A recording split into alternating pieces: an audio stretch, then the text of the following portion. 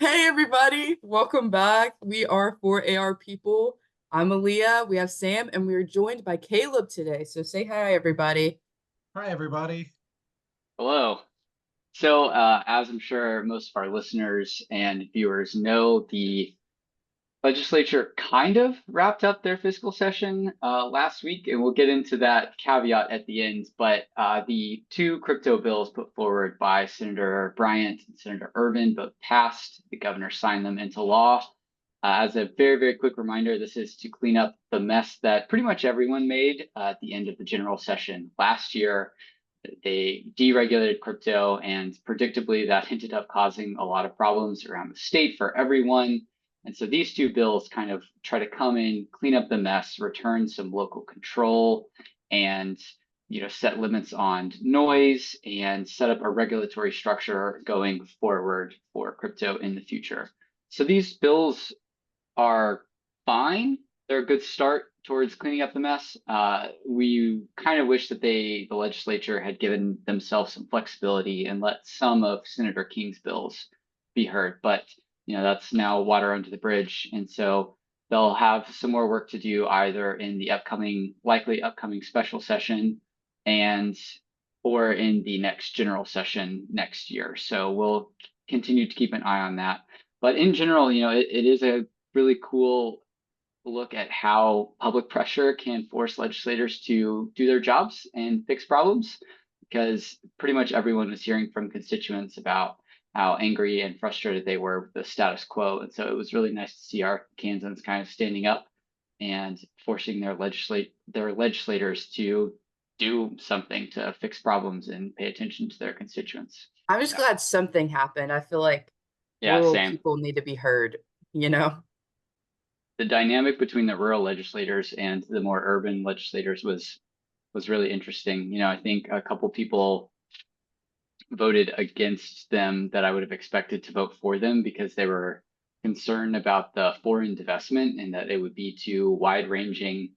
My thinking is kind of like the people who are being hurt the worst by this don't really care about your like idealized foreign policy stance. They just want their problems fixed and you're the person to do it. So why are this is not a really good reason to vote against it. But again, all water under the bridge, both passed and the governor signed them into law.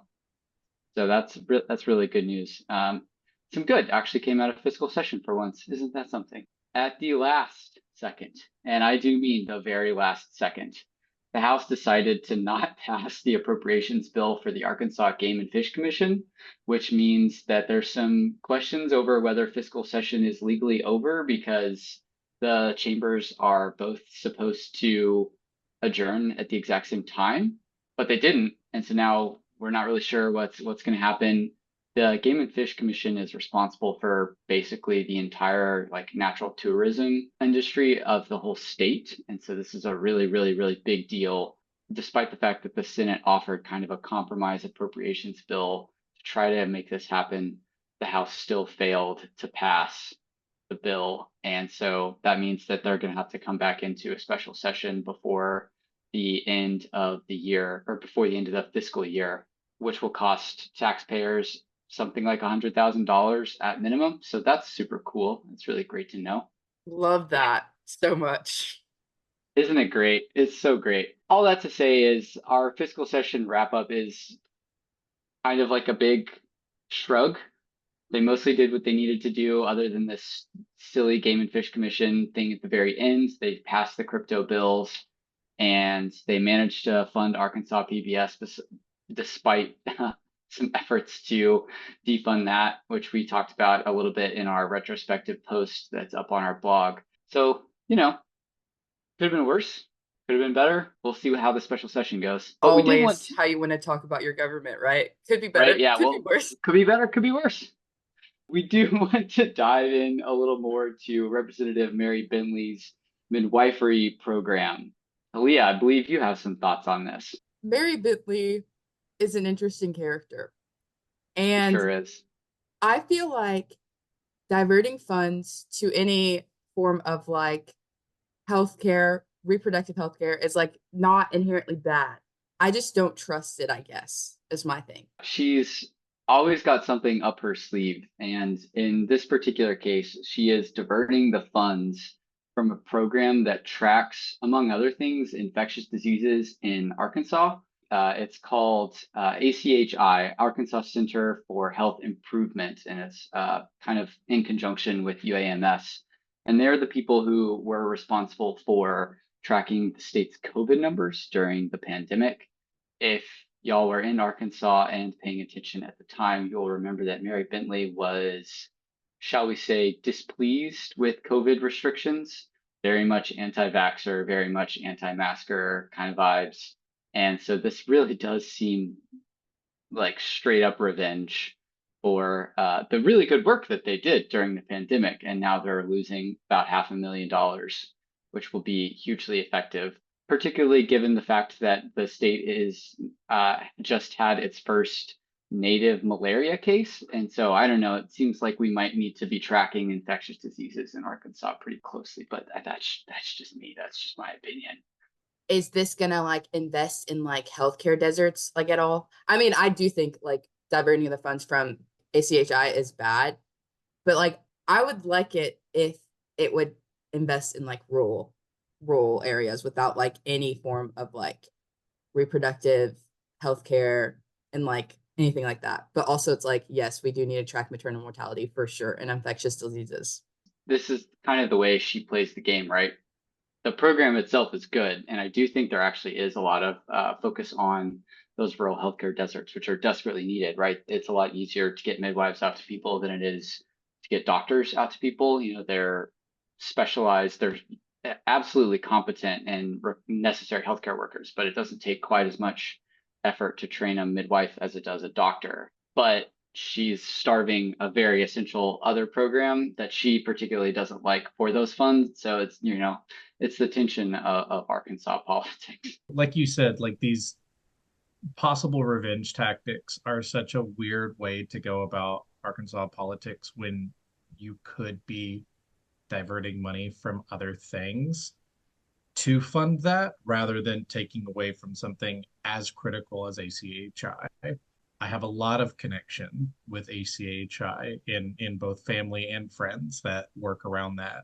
Just knowing that they might be impacted from one woman's vendetta sucks. It's deeply frustrating because those programs are so essential. You know, this is what state government is supposed to be doing, right? You know, we're just sitting in our houses. We can't track infectious diseases. We don't know where the COVID hotspots are, things like that, and everything else. You know, I keep referencing the pandemic, but ACHI does a huge amount of data collection across the state.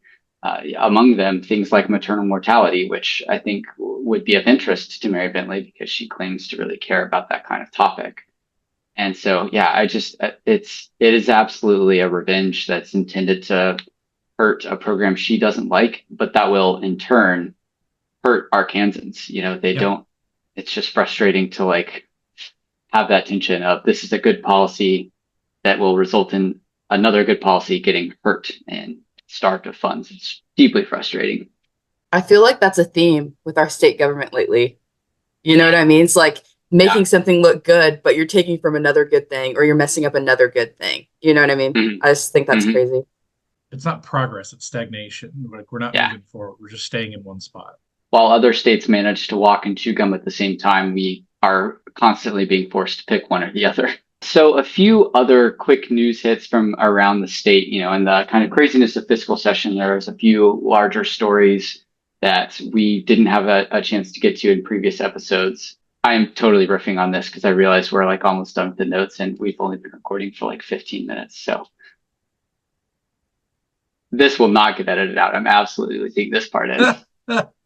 I will go on a rant about the adoption thing if I have to. I will totally do that. Viewers and listeners may remember that about a month and a half ago, Sarah Sanders and the Department of Finance and Administration created a new rule that people could no longer use the X gender designator on their driver's license. The reasons behind this are deeply unclear to anybody who knows anything about this. There's like just over 500 people in the state that use that designation. As a reminder, the state has a population of over 3 million. So you do the math as to who this policy change is targeted towards. They used an emergency rulemaking procedure. There is no emergency. These people are not doing harm to anyone. This is pure culture war BS, to be frank. It's purely designed to rile up her base. And so, of course, that emergency rule got changed because the legislature will do anything that she wants. Predictably, we've been sued. The state of Arkansas is being sued, which means that Tim Griffin is about to spend hundreds of thousands of taxpayer dollars to defend this stupid, silly, harmful policy, typical Arkansas. So we just wanted to, quickly, briefly mention that once the lawsuit once we have some of the documents from the lawsuit, we'll review those and see what kind of arguments are being made in the courts. But the state will almost certainly lose the lawsuit because it is blatant discrimination. And before we move on from that, I feel like that also goes in line with like the Title IX regulations that she refuses to follow and adhere to. And it's just like, it's very clear of like what she's doing. It's just, she's doing all of this and using so many like state resources and all this stuff to disenfranchise trans youth and trans people. And I think that's ridiculous. And I that's so unnecessary. The government spokespeople could not name a single trans athlete in the state. So we're really focused on problems that are affecting Arkansans here, for sure. Even if there were somebody that were actively in our sports, that was openly trans, by putting this through, you're cutting off access for anybody that is growing up and coming into that point in their life and, feeling like, they could have those opportunities, but now they've been fully cut off. There are so few trans people in Arkansas anyway, and I just can't imagine living in a state that is dedicating so many resources to targeting you specifically, and one, those resources could be used towards infrastructure or healthcare, or maybe not kicking hundreds of thousands of people off Medicare and Medicaid. Yep. Like, what are we doing here? We're defending the stupid book ban as well in court right now. I just saw an updated story about that, and it's just, we are wasting so many resources on this culture war stuff and refusing to solve problems that would help everyday Arkansans. But that's Arkansas for you. Speaking of weird Arkansas things, some news came out this week about this weird adoption program that the Department of Education is now requiring as kind of a subset of the LEARNS Act getting passed. What's going on there? So basically, the Department of Education is implementing this new law that requires public schools to teach 1 hour of adoption education, like adoption awareness courses for 6th through 12th grade. And, it seems good. This is one of those other things that like seems good on the surface, but it doesn't make any sense because Arkansas, one, does not require any form of like comprehensive sex education. So it's just like weird. I can't imagine being in 6th grade and then going into this class and being like, if you get pregnant, you can engage in the adoption process, and then being like, well, how does one get pregnant? You know what I mean? That's just like weird. Yeah. Like what? And so it just doesn't make sense to me. But what do you think, Caleb? Correct me if I'm wrong too. Did I see that they're also trying to push it through that this has to be taught in those grades before the school year is over? Because I'm not sure if that's accurate, but I thought that I saw people saying that was also part of the ridiculousness of this, that they were trying to get it through with like weeks, like if that, left of school. I'll have to double check, but I believe that you're right. That's why people are so confused, because the law's been on the books since the last general session. It's been on the books for a year. There's like 2 weeks of school left. What are we doing? Yeah. No one's paying attention in class. We're all waiting for the TV to get rolled out for the, in the school movies. Like that's. Yeah. I mean, it's this weird, like Hail Mary to try to get more out there for, I don't know, the people that are wanting this. I don't know. I don't know who wanted this, like not anyone that I know, not regular people, I guess. I know who wanted this. Her name is Rose Mims, director of Arkansas Right to Life, because it's a weird Trojan horse pro-life policy. Yeah, exactly. She was, yeah, we looked up the video of the House committee and she's there front and center at the table supporting this law. Yeah, like Aaliyah said, this is one of like adoption, good. Support adoption, more state resources to cleaning up the adoption system. Why do sixth graders need to learn about adoption without having comprehensive sex ed right next to it? And I I don't think know. like the language of it too is just Oh, weird. it's Like very the strange. language Yeah. of itself, because it's like what are they actually going to be learning? They're going to be learning about like the benefits of adoption to society, which is awesome. But then they're going to be learning about like child development and like stuff like that. And then it also said something about like abortion in the bill. So it's like, okay, so we know what this really is. You know what I mean? And we were right. You know, people took the week to dive into it, and it is indeed this like weird a kind of an extremist policy that's masquerading as a very moderate, like, oh, we're just teaching my kids about adoption, like kind of policy, right? It's tantamount to indoctrination, which is particularly ironic given that the Learns Act supposedly banned indoctrination. Another lawsuit, by the way, the state is being forced to defend because they keep writing stupid laws that are poorly worded and will get litigated. So that's always fun. And I did follow up on it. It was sent out May 6th, and they expect it to be done by the end of this school year. Nice. Thanks, Florida man. Yeah. Thank you, Jacob. Good work. I just feel like if the goal of the whole thing is to prevent unwanted pregnancies or like accidental pregnancies, I feel like it makes more sense to teach people how to prevent those rather than teach people what happens after the fact. You know what I mean? Yep. It absolutely does. That's backed up by Mary Bentley cares a lot about maternal mortality and that the data backing up midwives being an effective deterrent against maternal mortality. You would think she would care about the years and years of data supporting comprehensive sex ed as a limiting factor for teen pregnancy, of which we are also at the bottom of the barrel as a state. Yep. But I digress because I take any opportunity to talk about maternal mortality statistics. Even if this is the conversation that they want to have, okay, let's push pro adoption rather than any kind of comprehensive sex ed, are you going to also then regulate funds that go towards both the physical, mental, and emotional trauma that people have to go through, especially if that is, someone who is young, someone who goes through, a terrible situation, and that has to be the process. Like, it's not just, hey, put your kid up for adoption.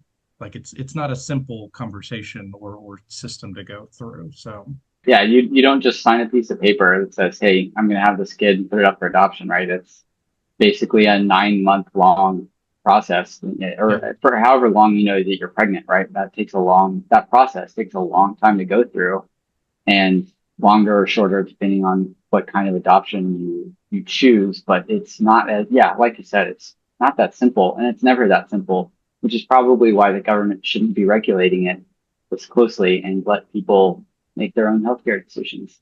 Sign the Arkansas Abortion Amendment, folks. yes, Absolutely. how wild that would be for people to be able to do that, right? And allocate resources to the adoption care system right now.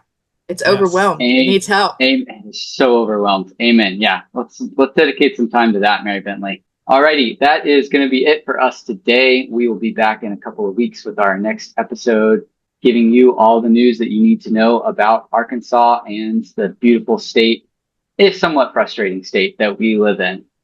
Thanks very much, everybody. And welcome again, Caleb, for the first time to the pod. Go, Caleb. Yeah. Thanks for having me. I got to figure out how to stop this recording.